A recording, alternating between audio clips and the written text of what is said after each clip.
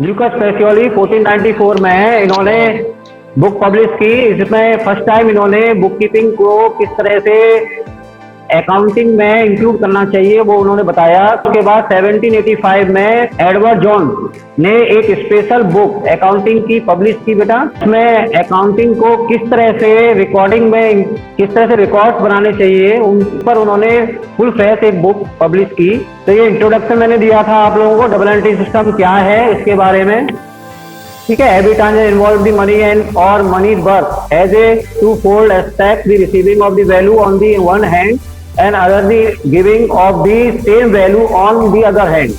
This twofold nature is all transaction must be recorded in the book, and this gives rise to the term double entry bookkeeping. इसके बाद characteristic पर हम गए थे। इससे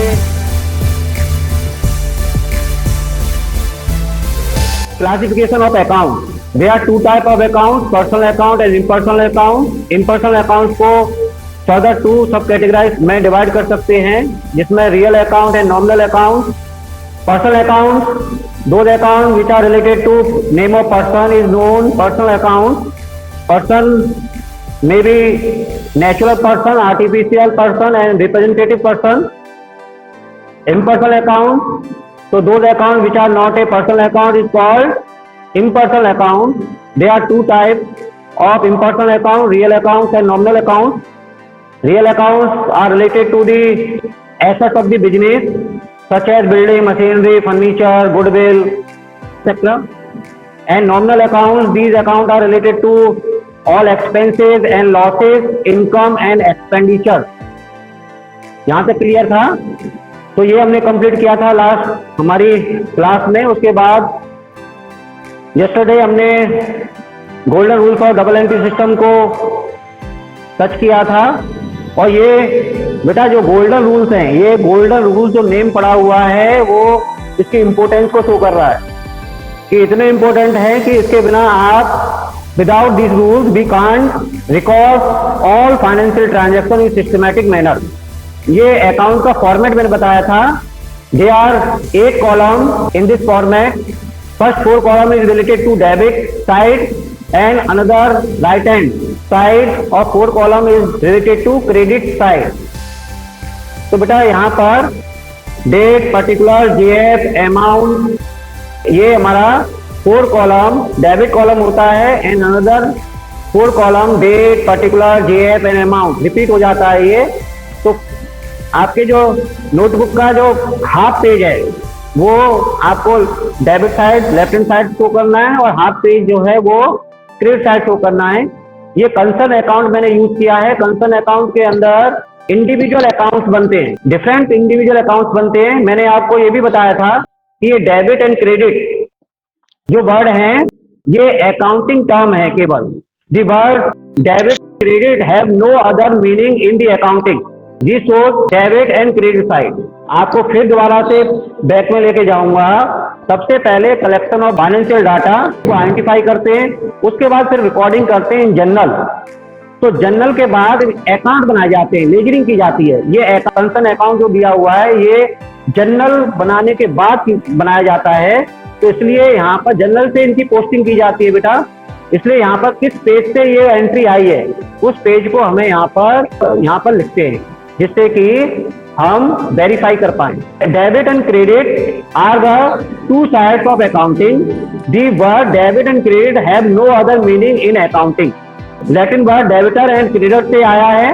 debit and credit ये Latin word है। Golden rules of double entry system ये मोस्ट इंपोर्टेंट है बेटा। मैंने ये जो चार्ट बनाया है ये आपको बुक में कहीं नहीं मिलेगा, लेकिन मैंने आप लोगों के लिए अपनी नॉलेज से इसको जितना हो सकता है उसको मैंने आपके साथ में शेयर कर रहा हूं बेटा।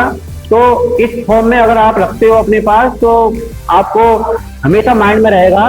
तो personal account says that debit the receiver and credit the giver. Transaction के अंदर जो पर्सन इन्वॉल्व है या तो वो हमें दे रहा होता है या हमसे ले रहा होता है। तो अगर कोई पर्सन हमसे रिसीव कर रहा है तो वो डेबिट करेंगे और जो हमें दे रहा है उसे हम क्रेडिट करेंगे हमेशा अकाउंट के अंदर। Real account are related to asset. तो एसेट्स या तो हमारे पास ट्रांजेक्शन में आ रही होती है या हमारे पास से जा रही होती है। जैसे मशीनरी परचेज, फर्नीचर परचेज, कोई एसेट भी सेल कर सकते हैं। तो अगर परचेज कर रहे हैं कोई प्रॉपर्टी एसेट, तो वो बिजनेस में आ रही होती है, तो डेबिट व्हाट कम्स इन, जो एसेट हमारे पास आ रही है उसको हम डेबिट करेंगे, और जो एसेट हमारे पास से जा रही है उसे हम क्रेडिट करेंगे, तो credit what goes out. Nominal accounts are related to expenses and losses, income and gain. यहाँ पर हमें माइंड में रखना है कि कौन से हमारे एक्सपेंसेस हैं, वो सभी एक्सपेंसेस डेबिट होंगे, debit all expenses and losses, and credit होंगे ऑल इनकम एंड गेन।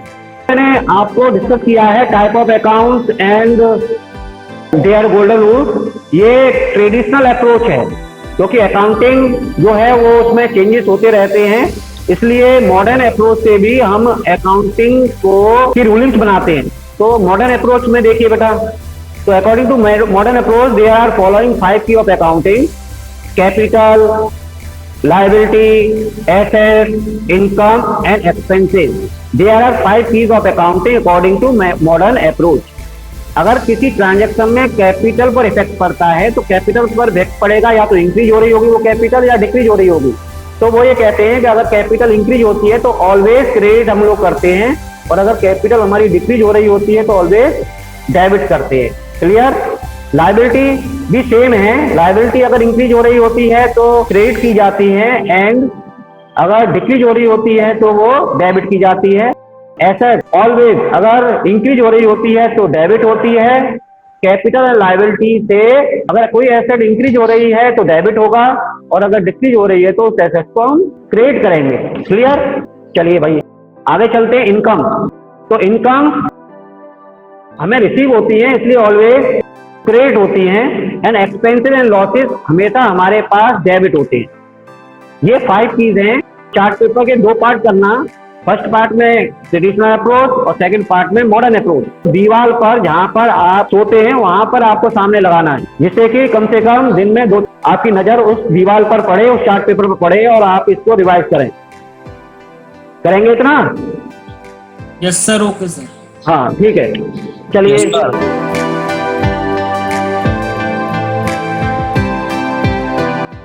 ये जर्नल एंट्रीज आपको बार बार करनी होती हैं जब आप किसी फाइनेंशियल ट्रांजैक्शंस को रिकॉर्ड करते हैं।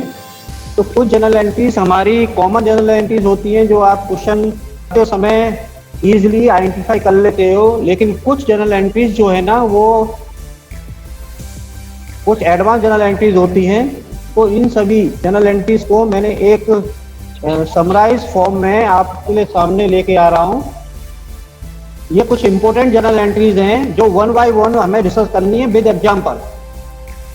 जब फुल क्वेश्चन में वो एंट्रीज आएंगी तो वो इजी फॉर्म में आप the transaction are recorded in the journal following the rules of debit and credit. Journal entries जो करते हैं उस डबल एंट्री सिस्टम के बेसिस पर, means golden rules of double entry system हम अगर हमारे माइंड में है, एंट्रीज को करने में हमें हेल्प मिलती है। They are following illustration of journal entry. Let us first understand how a transaction is recorded with the help of following example. Point number 1. अब ये एक 1 एग्जाम्पल मैंने लिया है कि मिस्टर महेश है। एज्यूम करो महेश स्टार्टेड और commence business with cash of ₹3 lakh. ये लैंग्वेज दे रखी हो सकती है। और महेश इंट्रोड्यूस एडिशनल और fresh capital of ₹3 lakh. Means Mahesh और बिजनेस में एडिशनल अमाउंट इन्वेस्ट कर रहा है। Next, Mahesh sold his personal car ₹3 lakh and invested the money into the business. Mahesh ने अपनी कोई भी पर्सनल एसेट्स बेची और बिजनेस स्टार्ट किया उससे ₹3 लाख लगा के। तो इन तीनों ही ट्रांजैक्शन में एक सिंगल एंट्री होगी, वो बताने वाले हैं। लेकिन यहाँ पे देखिए इस ट्रांजैक्शन से क्या क्या इफेक्ट हो रहा है। पॉइंट नंबर 1, बैंक और cash account will be debited. क्यों होगा डेबिट? क्योंकि Mahesh owner of the business है, उसने हमें मींस एंट्री करते समय हम कौन है? We are account officer, business means financial transaction हमें ही करना है। तो यहाँ पर क्या होगा? महेश हमें क्या देगा? ₹3 लाख देगा। तो बैंक अकाउंट और cash account will be debited because cash is our asset. तो जब एसेट इंक्रीज होती है तो हमें क्या करना है, डेबिट करना है। ये गोल्डन रूल्स हमारा कहता है, as it is received by the firm bank cash being an assets account, rules increase in the asset debited will be applied. Number second, capital account will be created. इसी transaction में capital credit होगा as capital increase, ठीक है, क्योंकि capital हमारी increase हो रही है। The rule of increase in capital credited will be applied, so that entry will be cash account debit to capital account. Next, point number second, Mahesh withdraw cash of ₹10,000 for personal use. ये बार बार question में कल आ रहा था कि sir personal use क्या है, तो Mahesh second हो सकता है, Mahesh purchase mobile for personal use costing ₹10,000। ये 10,000 जो रुपीज लिया है withdraw from the business, 10,000 rupees business से विड्रॉ किया, उससे उसने अपने लिए एक मोबाइल परचेज किया, तो ये भी ड्राइंग का पार्ट है। पेड लाइफ इंश्योरेंस प्रीमियम 10,000, अगर इस तरह से ट्रांजेक्शन गिरा होगा, life insurance premium means owner की लाइफ पर इंश्योरेंस लिया गया है तो उस पर प्रीमियम पे करना है। तो यहाँ पर पर्सनल एक्सपेंसेस हो गया प्रीमियम, इसलिए ड्राइंग का पार्ट है। And then 10,000 rupees paid as income tax. Income tax owner की इनकम के ऊपर लगता है बेटा, ध्यान रखना है। तो इसलिए अगर ये भी ट्रांजेक्शन दे रखा हो तो ये भी ड्राइंग का पार्ट है। तो पॉइंट नंबर 1 क्या कह रहा है, देखिए detail, drawing account will be debited as a capital is decreasing, ठीक है, the rules decrease in capital is debited will be applied. Drawing personal purpose के लिए है, उससे कैपिटल डिक्रीज हो रही है, तो drawing is a part of capital, so that capital is decrease, then decrease in capital will be debited. And then second, cash account being an asset, personal use के लिए दे रहे हैं तो कैश हमारे पास से जाएगा, ठीक है, हम उसको देंगे कैश, तो कैश हमारे पास से जाएगा, will be created as the rule decrease in asset is created. अगर कोई भी एसेट डिक्रीज होती है तो वो क्रेडिट होती है, will be applied, so that entry will be drawing account debit to cash account. Narration आपको बीइंग लिख देना है, being amount withdrawn for personal use 10,000 rupees. Note as discussion before, according to accounting entity principle, business is considered to be separate entity from its owner and all business transactions are recorded from the business point of view and not from that the owner. Clear?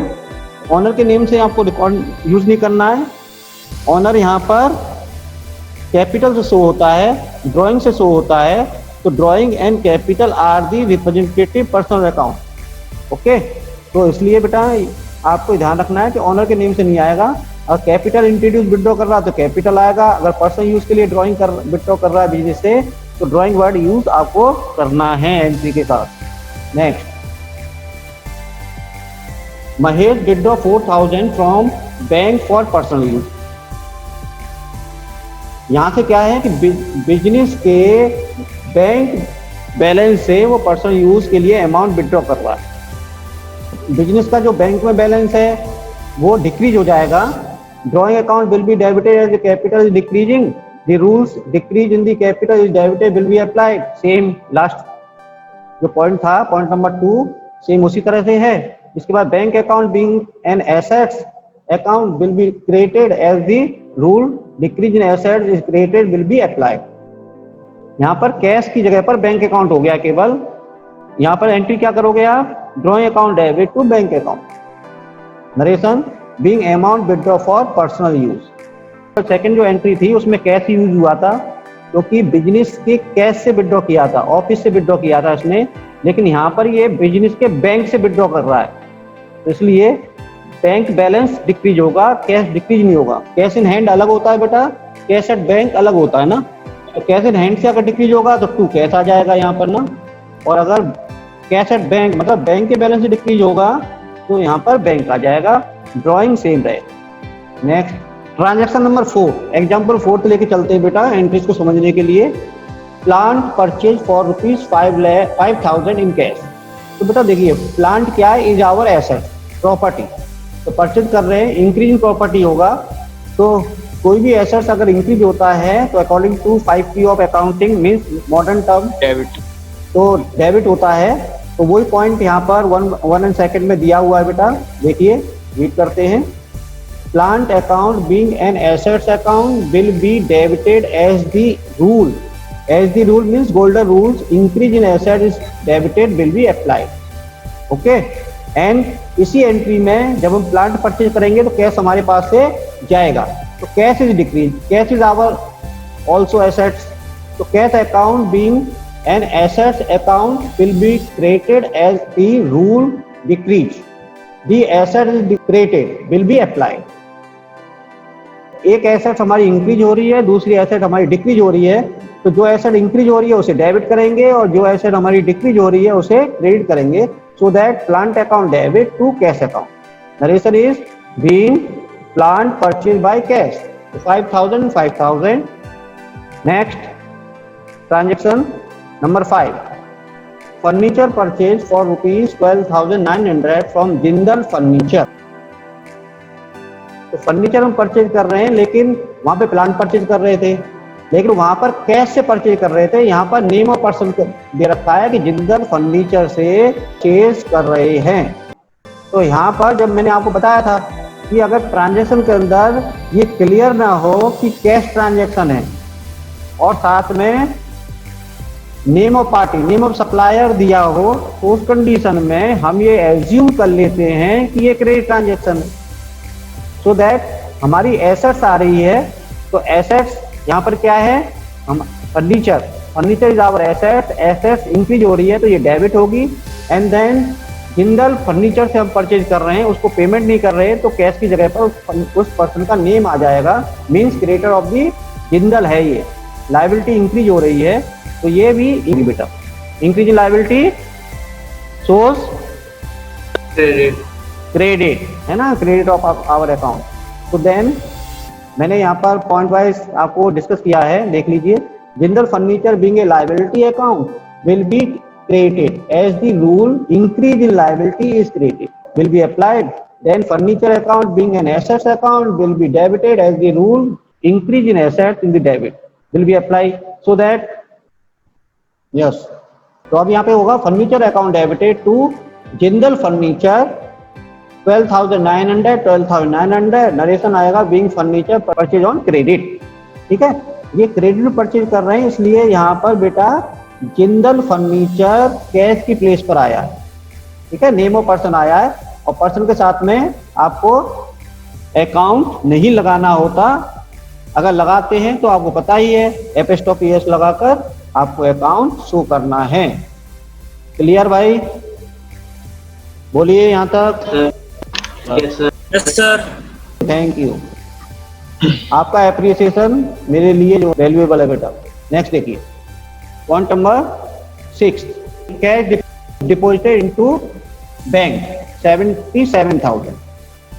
इसमें बेटा क्या हो रहा है कि office से cash bank में deposit कर रहे हैं, मतलब कैश इन हैंड से पैसा जा रहा है और कैश एट बैंक में इंप्रूव हो रहा है, अमाउंट इंप्रूव हो रहा है।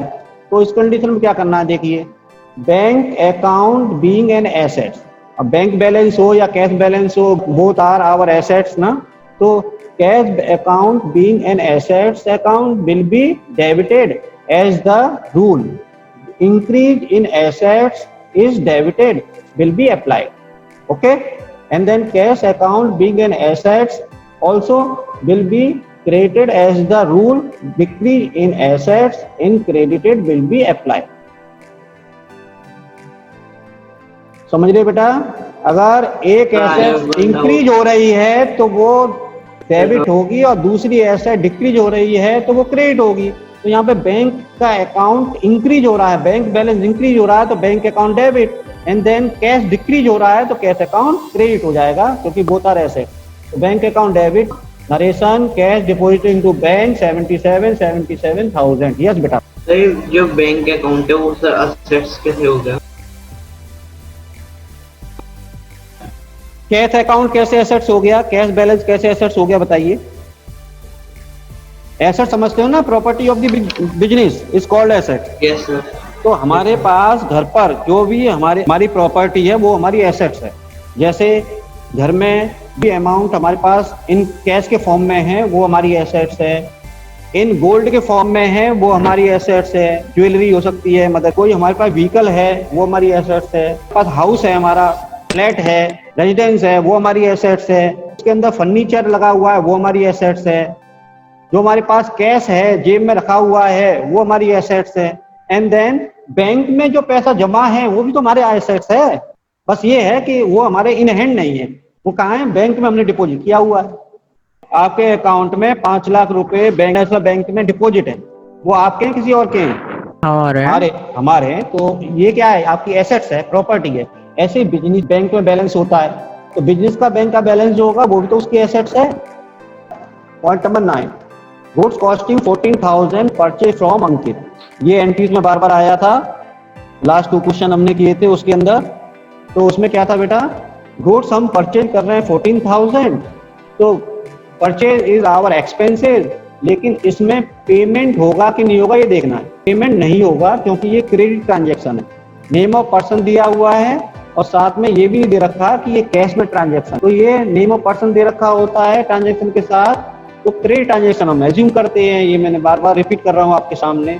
तो गुड्स हम परचेज कर रहे हैं तो परचेज इज आवर एक्सपेंस है, लेकिन Ankit is our creditor, creditor is our liability. तो लायबिलिटी इंक्रीज हो रही है तो ये हमारा increase liability is credited as per rules of debit and credit, so that purchase account being an expenses account will be debited in the rules increase in expenses is debited is applied, and then Ankit account being a liability account will be created as the rule increase in liability is created will be applied, then so that purchase account debit to Ankit account rupees 14,000 narration आपको लिखना है being goods purchase।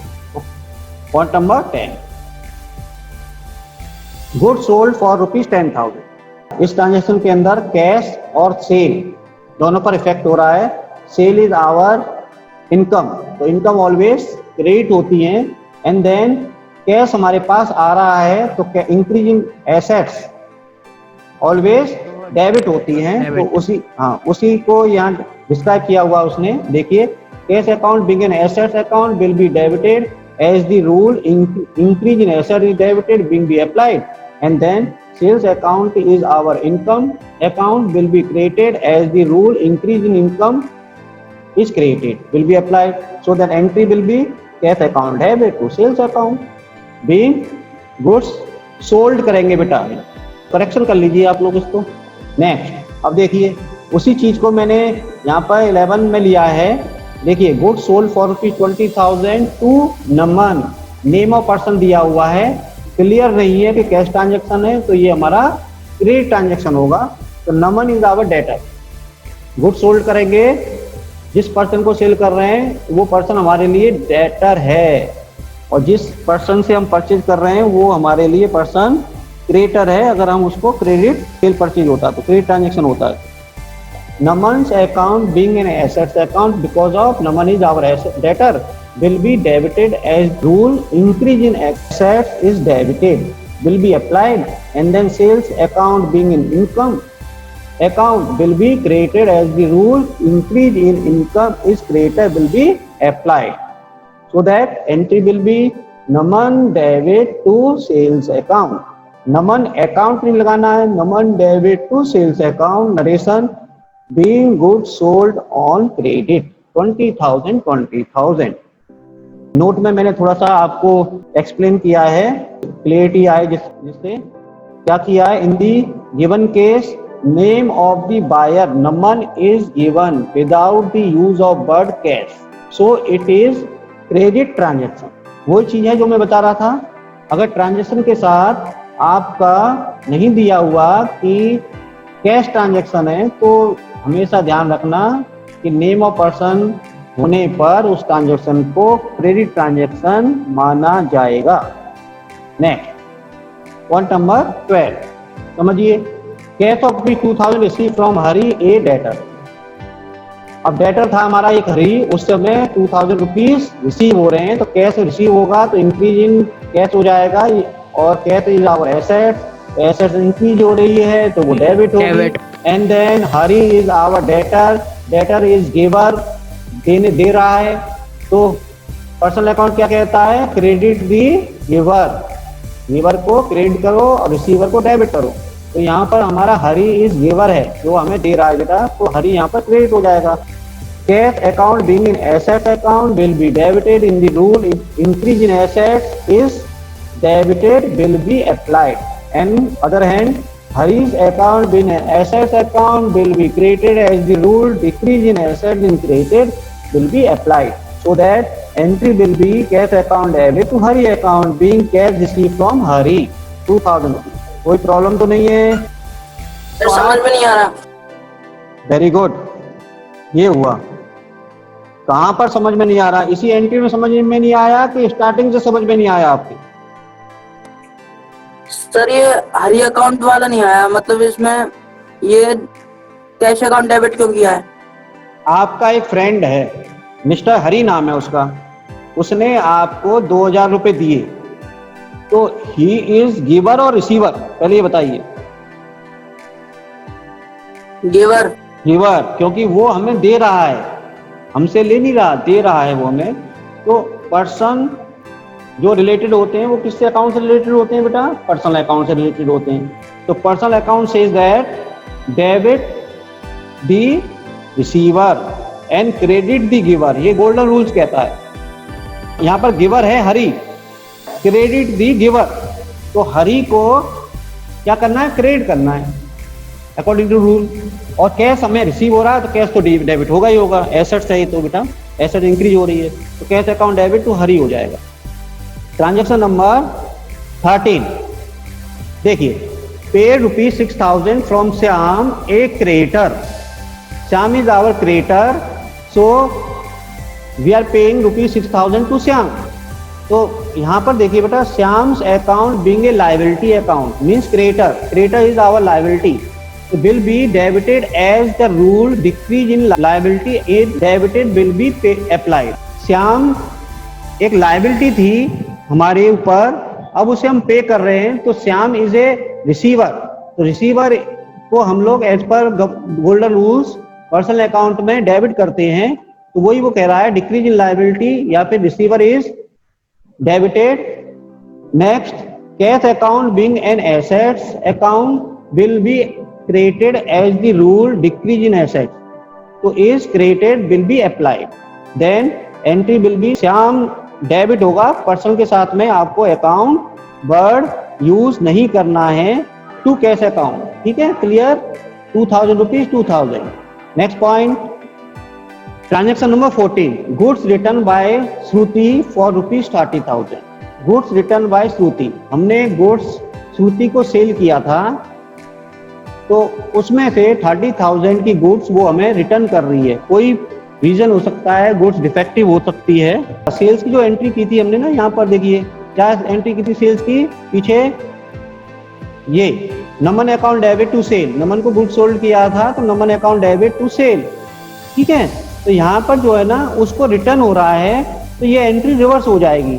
Reverse हो जाएगी means sales account debit, यहाँ पर sales की जगह पर ना सेल्स रिटर्न यूज करोगे, तो sales return account debit name of person who have giving to अस।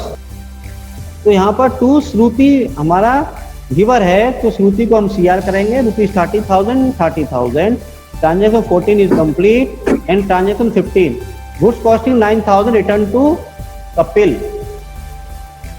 यहाँ पर हमने कपिल से कुछ गुड्स परचेज की थी बेटा, अब हम उसको रिटर्न कर रहे हैं। Goods costing 9,000 return to Kapil, ठीक है? 9,000 रुपीज उसमें से रिटर्न कर रहे हैं, तो कपिल एंड परचेज रिटर्न ये दोनों ही ट्रांजैक्शन इससे इफेक्ट हो रहे हैं।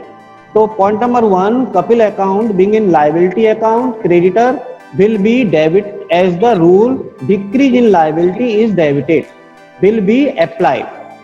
बताएगा बेटा कोई?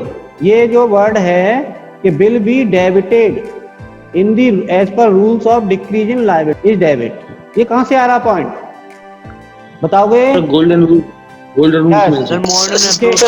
रूल्स। यस, पीछे आप जाओगे ना, मैंने आपको देखो गोल्डन रूल्स ये यहाँ पर मैंने आपको बताया था, ये ट्रेडिशनल अप्रोच था एंड सेकंड था बेटा ये modern approach. According to modern approach There are 5 key of accounting. Key is capital, liability, asset, income and expenses. तो यहाँ पर देखिए कैपिटल अगर इंक्रीज होता है तो ऑलवेज क्रेडिट होता है, एंड कैपिटल डिक्रीज होता है तो ऑलवेज डेबिट होता है। लायबिलिटी, अगर लायबिलिटी कुछ है तो अगर इंक्रीज होगी तो ये भी क्रेडिट, एंड डिक्रीज होगी तो ये डेबिट। एसेट्स रिवर्स होता है, तो जितनी भी एसेट्स हैं ऑलवेज इंक्रीज होने पर डेबिट होती हैं और डिक्रीज होने पर क्रेडिट होती है। इनकम ऑलवेज क्रेडिट होते हैं, एक्सपेंसेस ऑलवेज डेबिट होते हैं। तो ये जो रूलिंग है ना, ये हमारी मॉडर्न अप्रोच से बननी है।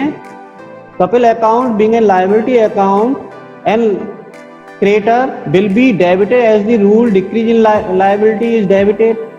कपिल हमारा लायबिलिटी था, अब उसको हम रिटर्न कर रहे हैं तो लायबिलिटी कम हो जाएगी हमारे ऊपर से।